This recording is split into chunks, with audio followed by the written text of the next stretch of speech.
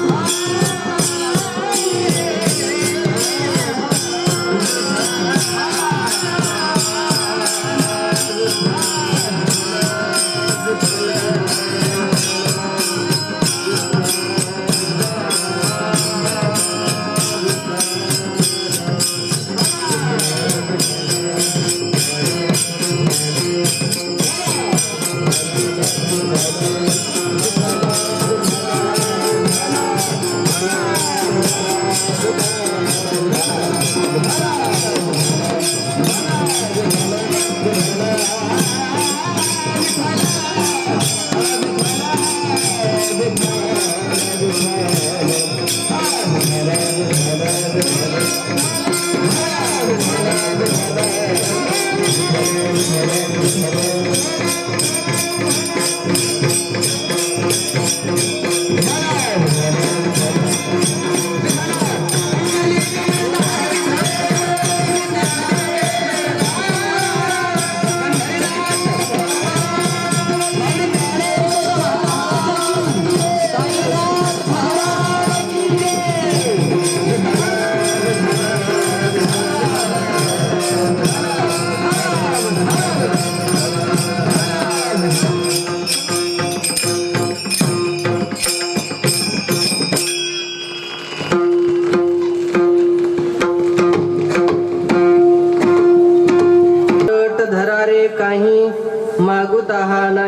मनुष्य देह आपुल्या हिताचे न होती सायास दारा आस धनवित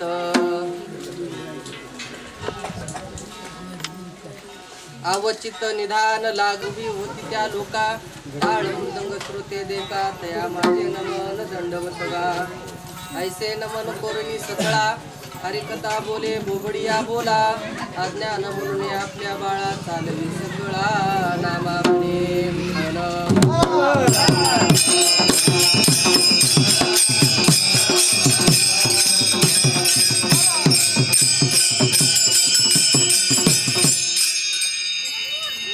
मस्तक हे पाया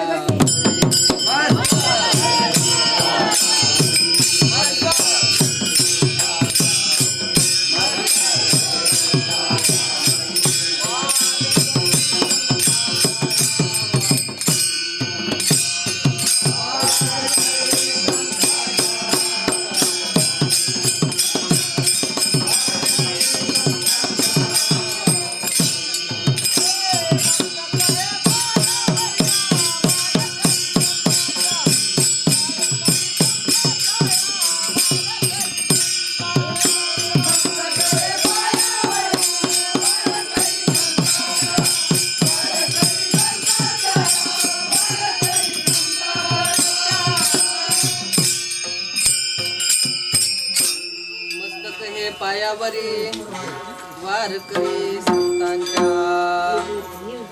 प्रस्तुत प्रसंगी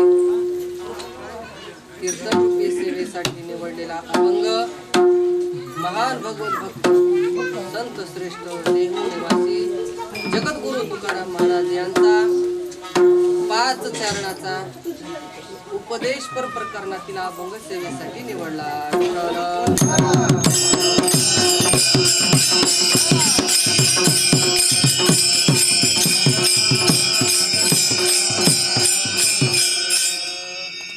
अभंगाला सुरुवात करण्यापूर्वी परिहार देणं अगत्य आहे. श्री क्षेत्र उमराई या पुण्यपावन भूमीमध्ये नित्य नियमानं जर बघितलं तर हा गुरुवारचा कार्यक्रम असतो, पण आज बुधवारी करण्याचा ठरवला. त्याचं कारण म्हणजे गावामधल्या काहीतरी लग्न कार्यामुळे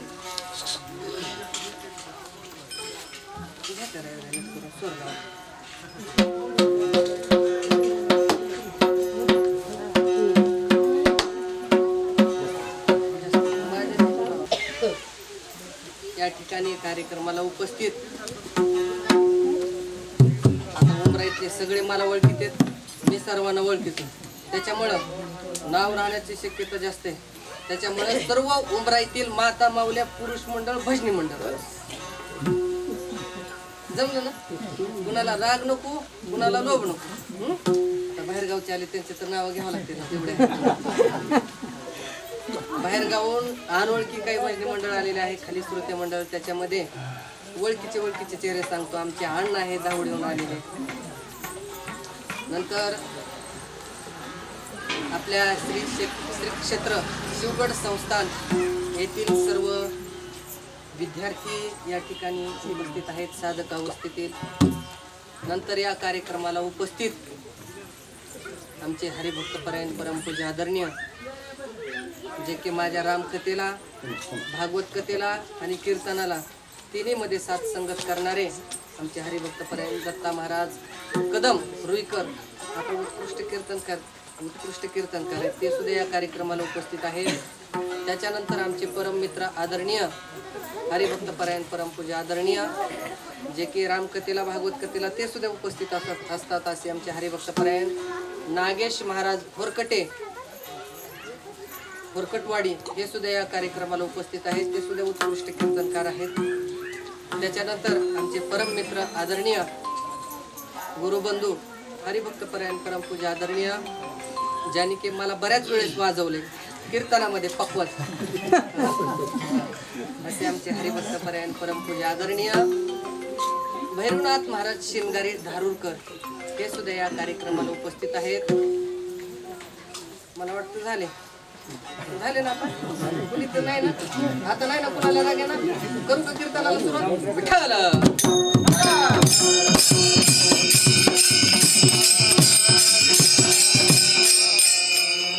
त्याच्यामध्ये आज काही कीर्तन झाल्यानंतर कार्यक्रमामध्ये पुरस्कार, संत सेवक पुरस्कार होणार आहे. त्याच्या निमित्त वैजनाथ आप्पा यांच्या मार्गदर्शनाखाली आमचे आडसचे शूटिंगवाले बाळू, त्यांचं नाव तुळशीदास आहे, बाळू दशरथ खाडे, हे सुद्धा या ठिकाणी उपस्थित आहेत. त्यांना सुद्धा कोटी कोटी धन्यवाद. विठ्ठल.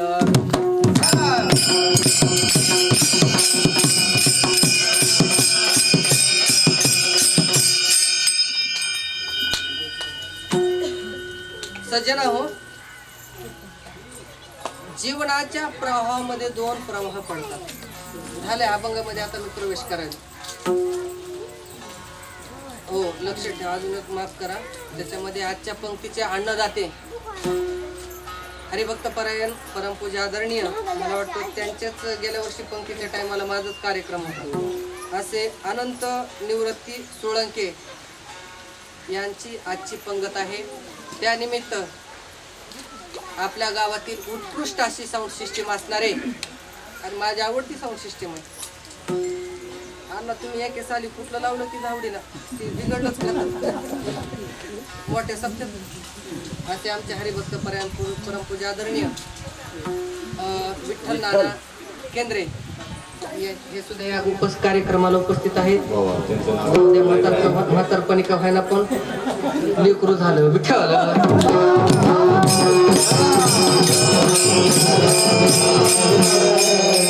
सज्जना हो, मनुष्याच्या जीवनामध्ये दोन प्रवाह असतात. मी दोन प्रवाह सांगणार आहे, एक ब्रह्मात्मक प्रवाह आणि एक अब्रह्मात्मक प्रवाह. जरा विकू थोडा कमी. तर ब्रह्मात्मक प्रवाहामध्ये आणि परोक्ष आणि अपरोक्ष या दोन प्रवाहामध्ये दोघ जण जीवन जगत असतात. एक जीवन आहे परोक्ष. परोक्ष जीवन म्हटलं की ते आहे जीवाचं. जीवाचं हे परोक्ष जीवन आहे. आशात्मक आणि ब्रह्मात्मक जीवन आहे. तर लक्षात घ्या, आशात्मक आणि ब्रह्मात्मक जीवन आणि परोक्ष जीवन जर कोण जगत असेल तर जीव. तर लक्षात घ्या, या जीवामध्ये, या संसाररूपी सागरामध्ये दोन प्रवाह वाहतात. एक संसाररूपी प्रवाह आणि एक परमार्थ रूपी प्रवाह. परंतु याच्यामध्ये परमार्थ रूपी प्रवाहामध्ये स्वतःच जीवन खर्च करणारे जर या जगतामध्ये कोण असेल तर ते संत आहे. संत आपलं जीवन जगत असताना या परमार्थ रूपी प्रवाहामध्ये, नदीमध्ये त्या अनेक प्रकारच्या संकटांना सामना करून आपलं जीवन जगत असतात. आणि जीवन जगत असताना त्याच्यामध्ये अनेक संकटाचा सामना करत करत जे आपलं निज ध्येय आहे, कोणतं? योगियांचे निज ध्येय कोणतं आहे? पांडुरंग परमात्म्याचे चरण. हेच निज योगियांचं ध्येय आहे. त्या पांडुरंग परमात्म्याच्या चरणापाशी जागा मिळवणं हे संतांचं जीवन आहे. आणि त्या संतांचं जीवन तसं आहे. त्याच्यामध्ये संत जोपर्यंत आपला प्रवास कुठपर्यंत हे संतांना जाणता येतं, दुसऱ्या अन्य जीवांना जाणता येत नाही. संतांना सर्व गोष्टी कळतात की आपली खरी विश्रांती कुठे आहे. संतांचं जीवन आणि त्याच्यामध्ये मी पुढे वर्ग पाडणार आहे, जीवांचं जीवन आणि संतांचं जीवन कसं आहे. तर लक्षात घ्या, संतांना आपली खरी विश्रांती कुठे आहे ती संतांना कळली, परंतु जीवांना कळाली नाही.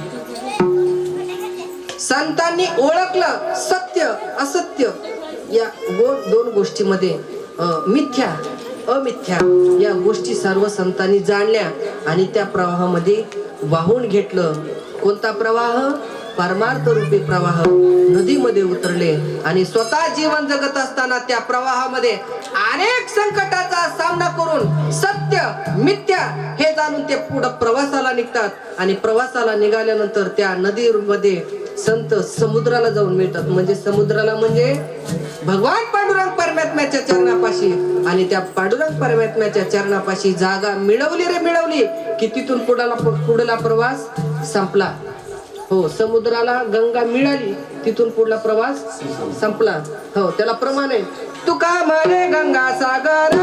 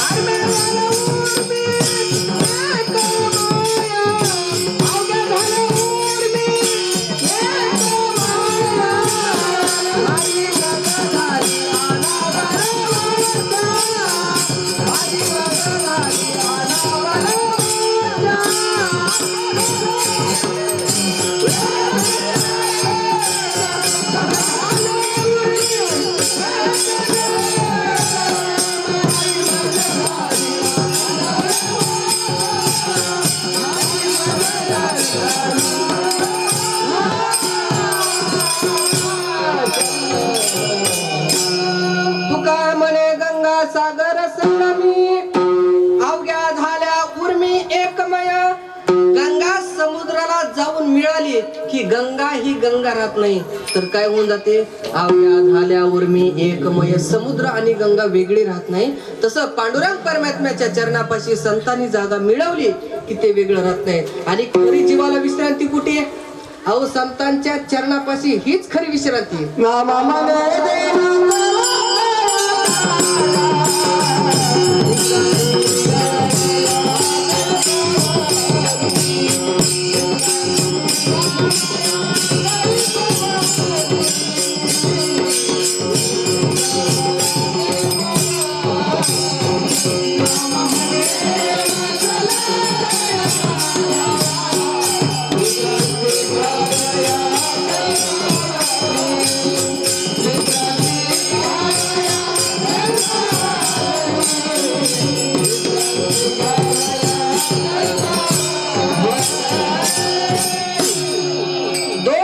विश्रांती सांगितली. एक खरी विश्रांती कुठे आहे, तर आळंदीमध्ये संतांच्या चरणापाशी संतांच्या गावी खरा विश्रांती आहे. आणि जगद्गुरु तुकोबाराय अजून एक विश्रांती सांगतात. कुठं? पांडुरंग परमात्म्याच्या चरणापाशी खरी विश्रांती. आमोची विश्रांती, आमोची विश्रांती,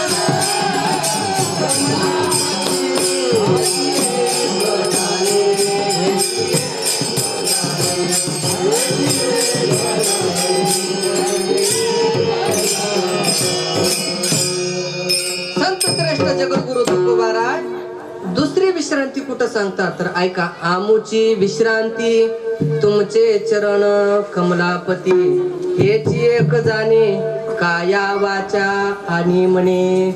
खरी विश्रांती पांडुरंग परमात्म्याच्या चरणापाशी. मी तुम्हाला प्रश्न विचारतो, खरा परमार्थ नेमका कशासाठी करायचा आहे, तर बघा ऐका. परमार्थ लोकांनी चांगला म्हणावं म्हणून करायचं नाही. लोकांनी आपल्याला इज्जत द्यावी, सत्कार व्हावे, सोहळे व्हावे, लोकांनी आपल्याला अनेक प्रकारचा फायदा व्हावा, याच्यासाठी मुळात परमार्थ नाही. मुळात याच्यासाठी परमार्थ नाही. परमार्थ नेमका आयुष्यभर कशासाठी करायचंय तर लक्षात घ्या, पांडुरंग परमात्म्याच्या चरणापाशी जागा मिळवण्यासाठी आणि तिथं खरी विश्रांती घेण्यासाठी. विठ्ठल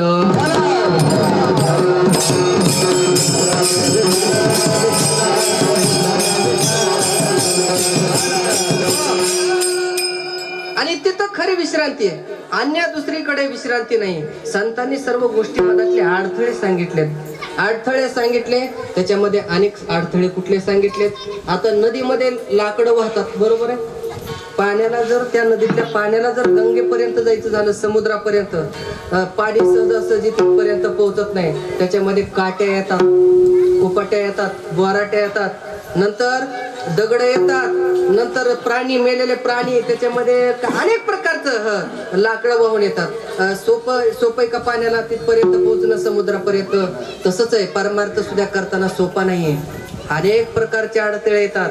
आता जगद्गुरु तुकोबाराने या परमार्थ रूपी नदीमध्ये कुठं कुठं अडथळे आले तर लक्षात घ्या. खरा पहिला अडथळा आहे संसार. जगद्गुरु तुकोबारायला माहिती होता सगळ्यात मोठा अडथळा. त्यांनी प्रमाण दिले, ठाऊकचे आहे संसार दुःखाचा, चित्ती त्याचा क्षीण वाहू नये. संसार दुःख मूळ चहूकडे हिंगळ, विश्रांती नाही कोठे रात्र दिवस तळमळ. काम क्रोध लोभ शुनी पाठी लागले ओडाळ, कवड्यांनी शरण जाऊ दृष्टी देईल निर्मळ. लक्षात घ्या, हा परमार्थातला खरा अडथळा आहे. म्हणून संतांनी सर्व अडथळे जाणले, त्याचं दुःखही वाटलं. संतांना क्षणभरी आम्ही सोशिले वाईट, साधिले आवीट निज सुख. पांडुरंग परमात्म्याच्या चरणापाशी जागा मिळवली, हे खरी विश्रांती आहे, तिथं खरं सुख आहे. बरं, त्याच्यामध्ये संसारामध्ये युद्ध करावं लागतं, युद्ध करावं लागतं का नाही. संसारामध्ये काय संसार सोपा आहे का. जगद्गुरु तुकोबाराय म्हणतात, आम्हाला संसारामध्ये अनेक प्रकारचं युद्ध करावं लागलं. रात्रंदिवस आम्हा युद्ध, रात्रंदिवस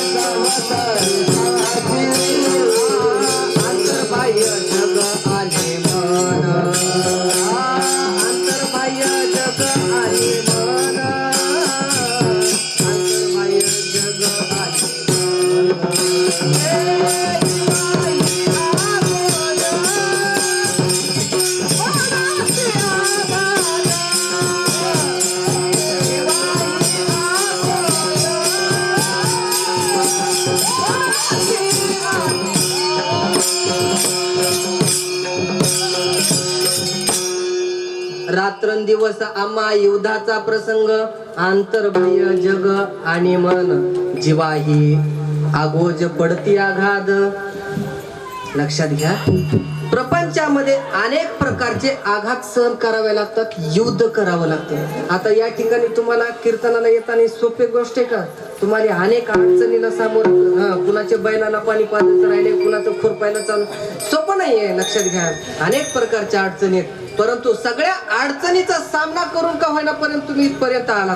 सोपी गोष्ट आहे का परमार्थ करणं म्हणजे. लक्षात घ्या, नाहीये. तर माझं मुख्य कारण सांगण्याचा मतितार्थ असा आहे, अनेक प्रकारचे अडथळे परमार्थामध्ये येतात, परंतु संत त्या अडथळ्याकडे लक्ष करत नाहीत, दुर्लक्ष करतात. का?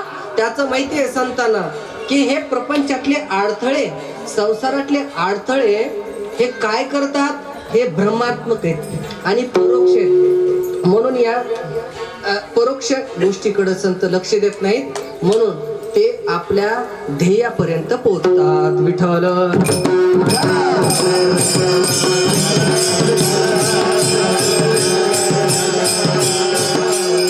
म्हणजे संत आपल्या जीवनामध्ये काय करतात, सावध होतात. त्यांना खरं काय खोटं काय हे संतांना कळतं. परंतु दुसरा वर्ग, मी मग एक मुद्दा सांगितला, आता दुसरा मुद्दा आहे का. पहिला वर्ग आहे संतांचा आणि दुसरा वर्ग आहे जीवाचा. जीवाला अनेक प्रकारच्या सुखाची आशा जर कुठं वाटत असेल तर त्याला जर कुठं संसारामध्ये खरी आशा वाटते. हो हो, संसारामध्येच खरं. हो, ठाऊकचे आहे, मग प्रमाण देऊन गेलो. अहो, ते मगरीचं दृष्टांत माहितीये, पाण्यामध्ये खाली मगर आहे, हो, वर साप आहे आणि त्या झाडाच्या बुडाखाली वाघ आहे.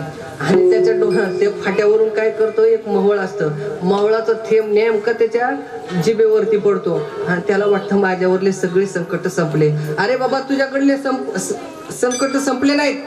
पाण्यात उडी मारावी तर मगर आहे, बुडा करून खाली उतरावं तर तिथं वाघ आहे, मग वरी थांबावं फाट्यावर तर वरी साप आहे. आणि त्याला अभिलाष कशाचा झालाय, एका मावळाच्या थेंबाच्या मधाचा. आणि त्याला वाटतंय मी सगळ्यात सुखी आहे, पण त्याला माहित नाही की सगळीकडून मला कुणी घेरले, मरणानं घेतले.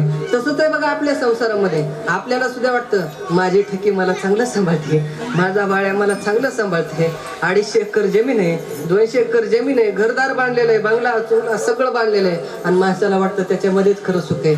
लक्षात घ्या, हे भ्रमात्मक जीवन आहे. लक्षात घ्या, हे भ्रमात्मक जीवन आहे. अपरोक्ष ज्ञानाची प्राप्ती संतांनी करून घेतली, परंतु आपल्याला परोक्ष ज्ञान आहे. त्याच्यामुळे लक्षात घ्या, परोक्ष ज्ञानामध्ये जीवन जगत असताना जगू नका. मी सांगत नाही, संत श्रेष्ठ एकनाथ महाराज सांगतात, अहम वागा सोहम वागा, अहम वागा सोहम वागा,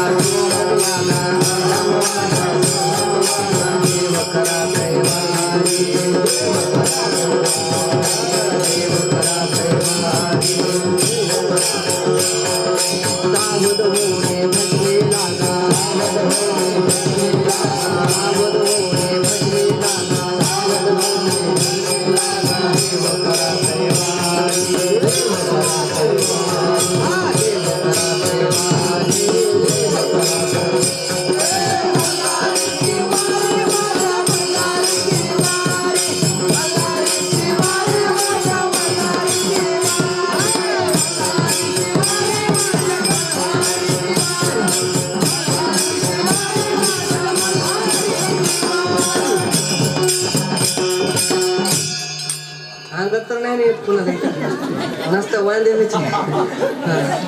ऐका, हे एकनाथ महाराजांचा अभंग आहे सर्वांना.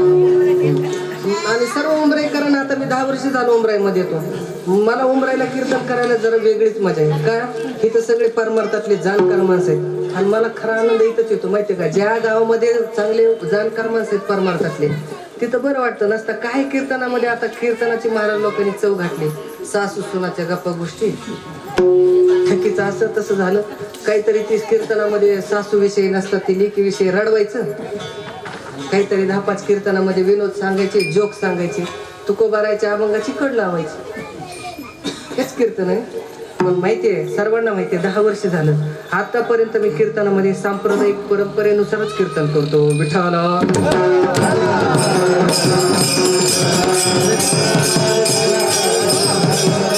ऐका, संत श्रेष्ठ एकनाथ महाराज या अभंगामध्ये सांगतात महत्वाचा मुद्दा, सावध होऊनी भजनी लागा देव.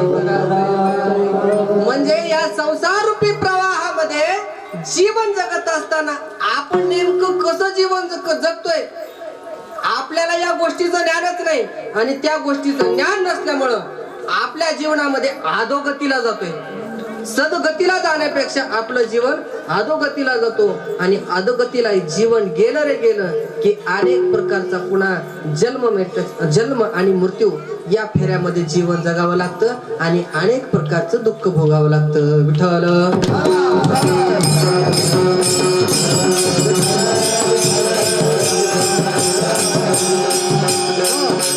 म्हणून त्याच्यामधून जीवनामध्ये सावध व्हायला सांगतात, बदल करायला सांगतात.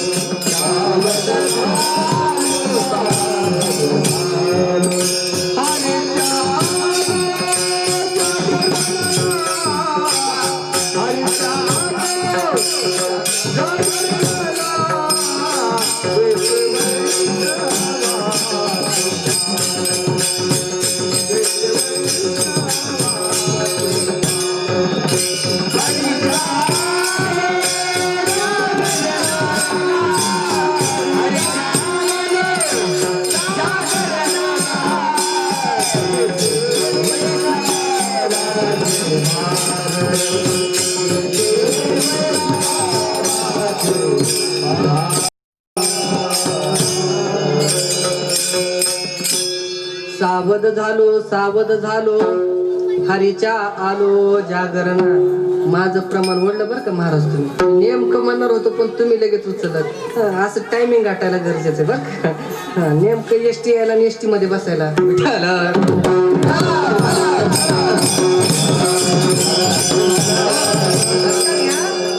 संत आपल्या जीवनामध्ये सावध होतात. सावध झालो हरीच्या आलो जागरण. काकड्यामध्ये जर बघितलं, काकड्यामध्ये जवळजवळ मला वाटतं 80% काकडा जाग करण्यावरच आहे, झोपेतून नाही. खरी झोप कोणती लागली आपल्याला? अविद्याची झोप आहे. अविद्या हीच खरी मोठी झोप आहे. ह्या जागेतून तर माणसाला हे उठा की हे उठा मग लगेच जागा होतो. परंतु अविद्या नावाची ही झोप लागलेली जीवाला, आणि ही अविद्यारूपी झोपेतून जाग करण्याचं काम जर कुणी केलं असेल तर संतांनी काकड्यामधून केलंय. जगजोगी जागा जागा बोला.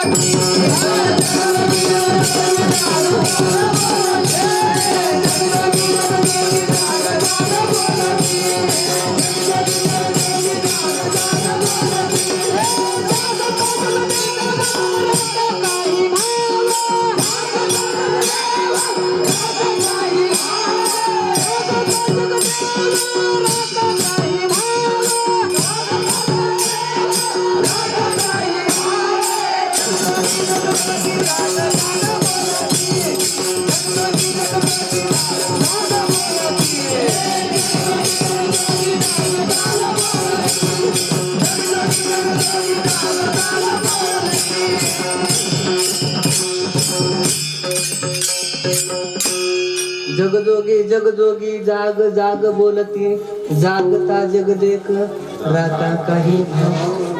माहितीये सर्वांना, जाग करण्याचं काम जर कोणी केलं असेल तर संतांनी. कोणत्या झोपेतून? अविद्यारूपी या झोपेतून जाग करण्याचं. आता जागा रे भाई नो जागा. अनेक प्रकारचे प्रमाण देत होते. हो, म्हणून लक्षात घ्या, जाग करण्याचं काम केलेलं आहे. पण काही माणसं अविद्यारूपी झोपेतून जागच होत नाहीत आणि संसारूपी प्रवाहातून सुद्धा जाग होत नाहीत. त्यांना संत श्रेष्ठ जगद्गुरु तुकोबाराय अभंगाच्या प्रथम चरणामध्ये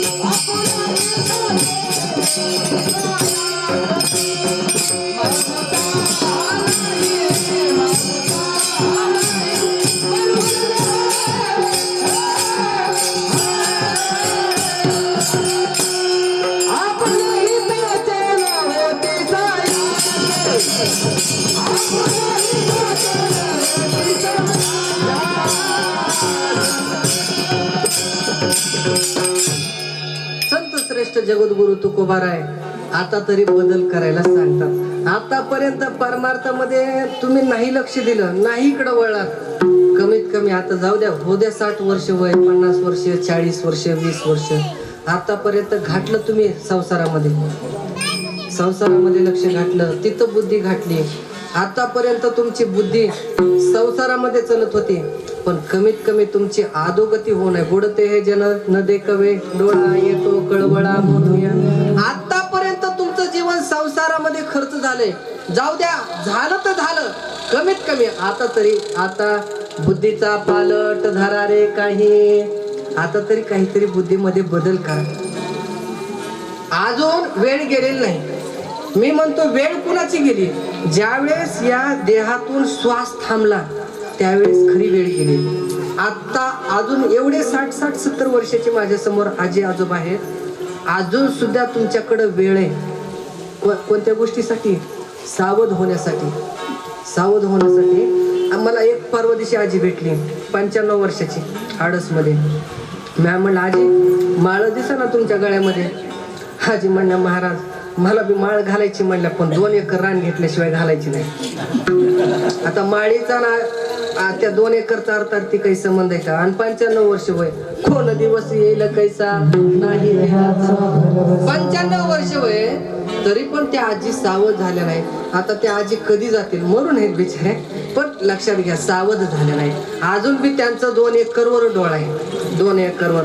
मला एक गोष्ट सांगायची आहे, आमच्यासारख्या 20-20 वर्षाच्या 25-25 वर्षाच्या कीर्तनकारांना 60-60 वर्षाच्या पोरांना सांगाव्या लागतात गोष्टी. 60 वर्षाचं पोरग कोण आहे माहितीये ना? अविद्यारूपी संसारामध्ये बुडालेला पोरगा म्हणजे 60 वर्षाचं पोरग. हो, लक्षात घ्या. या संसार रूपी प्रवाहातून बाहेर निघा आणि आता तरी बुद्धीमध्ये पालट करा. बुद्धीचा पालट धरा रे काही. पालट या शब्दाचा अर्थ आहे बदल करा. आतापर्यंत तुम्ही तुमचं जीवन घातलं, संसारासाठी खर्च केलं, पण आता तरी इथून पुढे कमीत कमी परपंचामध्ये वेळ देऊ नका. कमीत कमी परमार्थामध्ये आयुष्य खर्च करा. मग नका करू ना आता तरी पुढे हाची उपदेश, नका करू ना आयुष्याचा. म्हणून लक्षात घ्या, आतापर्यंत आयुष्याचा नाश करून घेतला. आता ज्याने खरं मनातून सांगा, इथं बसलेल्या पैकी आतापर्यंत किती वर्ष आयुष्य वाटून घेतलं. आता मी सांगतो, माझं वय वर्ष 25 गृहीत धरा. मला वाटतं माझे 10 वर्ष फुकटच घेतले. 10 वर्ष माझे फुकट गेलेत. कळालाच नाही परमार्थ काय असतो. पण महाराज, 10 वर्षापूर्वी मी सावध झालो, आणि सावध झाल्यानंतर आता माझा काल कसा आहे? चांगला आहे. कशामध्ये जातोय? चिंतनामध्ये, भगवंताच्या नाम चिंतनामध्ये आयुष्य जाते. म्हणजे माझा धन्य काळ, लक्षात घ्या, माझा काळ आता धन्य होतोय. म्हणून लक्षात घ्या, जीवनामध्ये सावध व्हा, बुद्धीमध्ये बदल करा. आणि ज्याने आपल्या जीवनामध्ये बुद्धीमध्ये बदल केला तेच भगवंताच्या द्वारापर्यंत पोहोचले, भगवंताच्या चरणापाशी पोहोचले. सर्वांना कथाभाग माहितीये, राजा भृत हरिशतक सर्वांना माहितीये ना? उज्जैन नगरीचा राजा विक्रमादित्याचा मोठा भाऊ कोण? भृतही राजा. त्याच्या जीवनातला प्रसंग सांगतो. राजा होता तो राजा, कामगार हमीवर योजनेमध्ये कामाला जात नव्हता कुठं. आणि तो राजा असून एक दिवस त्याच्या जीवनामध्ये असा प्रसंग आला, त्याच्या पत्नीवर त्याचं खूप प्रेम होतं, बायकोवर. माझं सर्वस्व म्हणजे माझी बायकोच, माझी पत्नीच म्हणजे राणी, याच्यासाठी जीवन जगायचं. म्हणून त्यानं पूर्ण शरीर, आपलं तन मन धन सर्व त्या पत्नीसाठी दिलं, आणि सर्वस्व माझी पत्नीच आहे असं समजून जीवन जगू लागला. परंतु लक्षात घ्या, काही व्यक्तीच्या जीवनामध्ये कोटे आहे, कोटे काही, एक आहे एक नाही. संतांचं प्रमाण आहे, ज्याच्याकडं धन आहे त्याच्याकडं काहीतरी कुठल्या तरी गोष्टीची कमतरता असते. तसं राजा भृतहरी याच्या जीवनामध्ये, राजा असून सर्व गोष्टी धनसंपदा असून त्याच्या जीवनामध्ये संपत्ती होती पण संतती नव्हती. एक दिवस वैतागून तो जंगलामध्ये गेला, आणि जंगलामध्ये गेल्यानंतर त्याला एक साधू भेटले. आता त्या राजा भृतारी शतकामध्ये वर्णन आलेले कोण साधू भेटला. बरेच कीर्तनकार 99% सांगतील की तो साधू भेटला, पण त्या साधूचं नाव सांगणार नाही. मी सांगतो गहिनीनाथ महाराज विठ्ठल.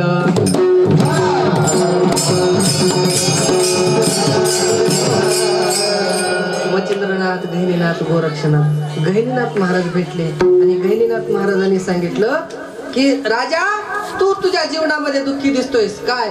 तर त्या राजाला सर्व हकीकत सांगितली, कहाणी सांगितली. महाराज सर्व गोष्टी प्राप्त असून मी माझ्या जीवनामध्ये दुःखी आहे. माझ्या पत्नीवर माझं खूप प्रेम आहे.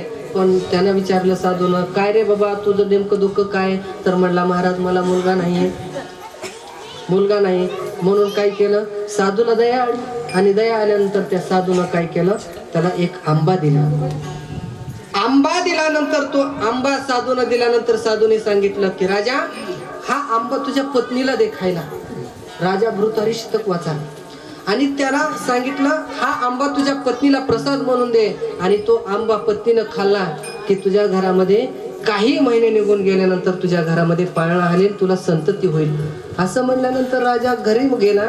राजाला आनंद झाला आणि आनंद झाल्यानंतर राजानं तो घरी पत्नीला आंबा दिला आणि पत्नीला सांगितलं राणी साहेब सगळ्यात जास्त माझं तुमच्यावरती प्रेम आहे, म्हणून आपल्याला संतती व्हावी म्हणून मी हा आंबा तुम्हाला देते.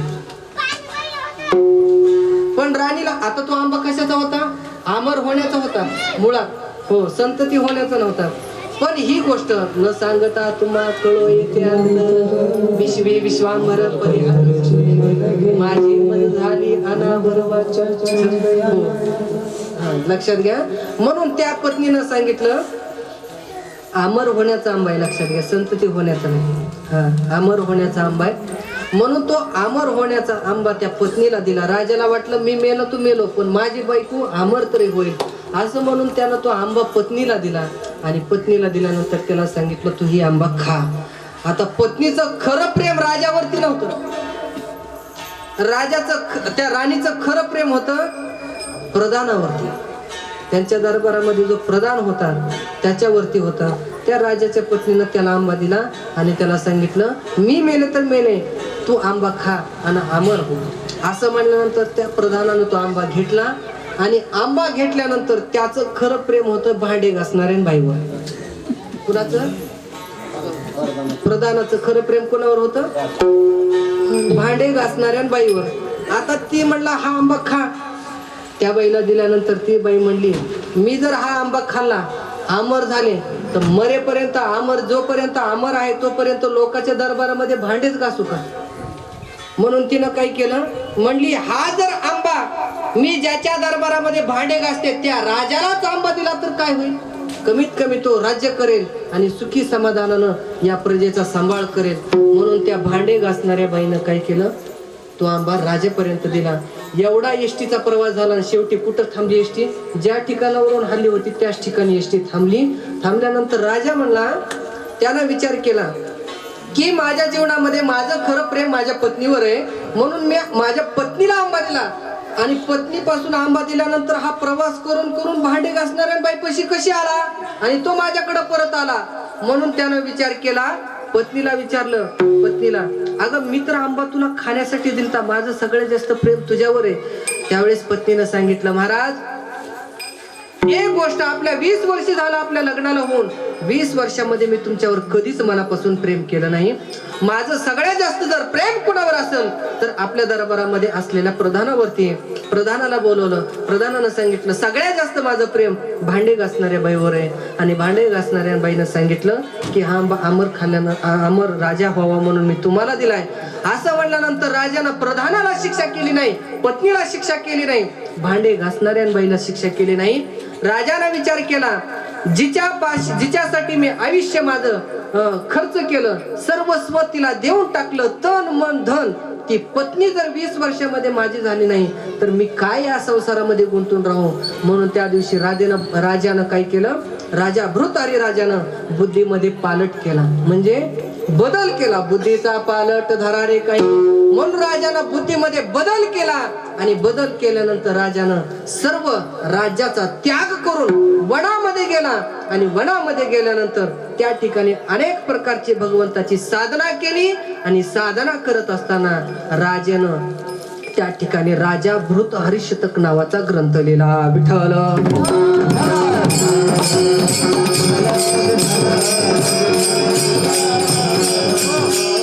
लक्षात घ्या, राजानं 20 वर्ष त्या पत्नीसाठी आयुष्य खर्च केलं, प्रपंचामध्ये घालवलं. पण लक्षात घ्या, 20 वर्षानंतर का होईना पण राजानं आपल्या बुद्धीमध्ये बदल केला. त्यानं विचार केला, आता या प्रपंचासाठी जगायचं नाही, आता बुद्धीमध्ये बदल करायचा. बुद्धीचा पालट धरारे काही. आता बुद्धीचा पालट करायचा, बदल करायचा आणि वनामध्ये जाऊन भगवंताची साधना करायची. तसंच लक्षात घ्या, जसं राजा भृतहरिश या राजानं आपल्या जीवनामध्ये बदल केला, तसं सर्वांनी संतांनी सांगितलं की तुम्ही सुद्धा तुमच्या जीवनामध्ये